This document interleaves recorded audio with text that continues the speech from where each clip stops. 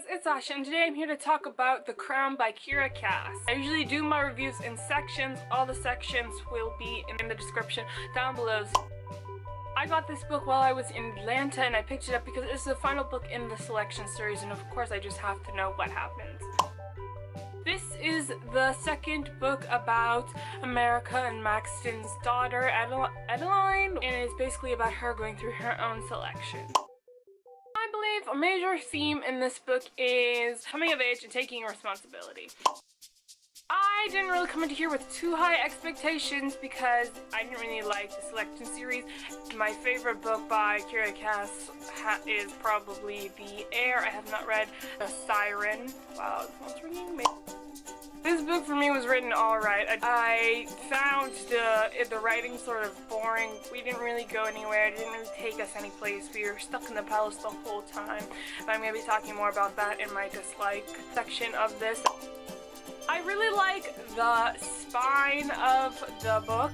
I don't have the dust cover right now because my sister's reading it and it's in the car. The car is not here. But I love Edlin's twin brother. I like the dramatic reveals we have towards the end of this book.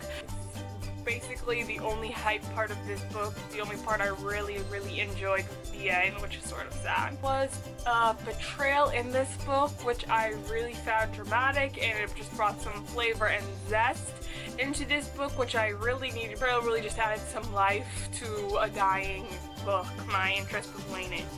And I really liked the end. The end was the best part of this book for me. It's really sad when I have more on the dislike than on the like. Not like the girl on the cover of this book. Obviously I don't have the dust jacket, but I just did not like the girl on the cover of the book. I don't really like people on the book covers. All of the selection series have had people on the book covers, but they're never staring directly at you. They're either looking a little bit away. Now, next thing is the characters in this book. When I first started reading, I didn't really remember any of them at all, which tells me that, hey, they're not that memorable. Only ones I really could remember right off the top of my head were Kyle and Henry and Eric, and even that I was like, okay, who's this again? Oh yeah. I didn't even remember the rest of Adeline's brothers or any other people in the palace besides her mom, her dad, her, and those three boys from the selection. So I mean, that kind of shows you, you know, how memorable her characters are. The next thing I really didn't like, I feel like something happened with some of the characters and I felt like it was just there for shock value. I did not like the ending, and what I mean by that is the best part of the book cannot be the ending, because that just means you just were dragging us along, basically dragging us through the mud, and then, oh, now I'm just gonna do all the good stuff at the end. No. Good book has got to have a good beginning, middle, and ending. I actually have written in my notes we are 100 pages into this book and nothing has happened. That's how boring it was. The last 50 pages were where everything was happening. Yeah, Adeline, I did not really like her as a character, as a main character.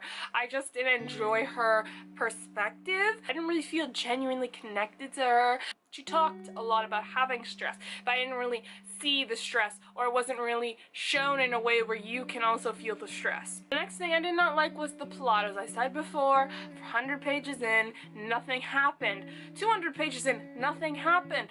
All that happened was in the last 50 pages. Also, the romance who she ends up with, I felt he was one of the top running candidates in The Heir. No, I'm not just saying that. I was like, okay, yeah, I would rank him. The way she ended up with the one who won the selection, it was like they were there and then somehow she just realizes she's in love with him. To me, it just seemed like one day it was there and then the next day it wasn't. I felt like it was a little forced, and then to just be so enamored and in love, I don't know, it just didn't really connect with me. I also wanted the boys' perspective. I felt like that might have spiced up the book a little bit more. All we got was from Adeline's perspective, and I did not really enjoy that or like that at all.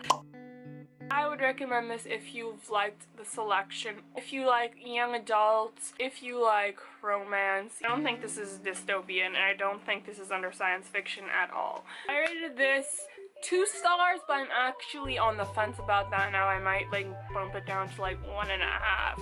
I'm not quite sure. I have to dwell on this more, but obviously, as you can see from my review, this was not really a book I enjoyed that much. Don't forget to check out my Bookstagram and all my other social media links. They'll be in the description down below. That's all for now. I'll catch y'all later. Bye.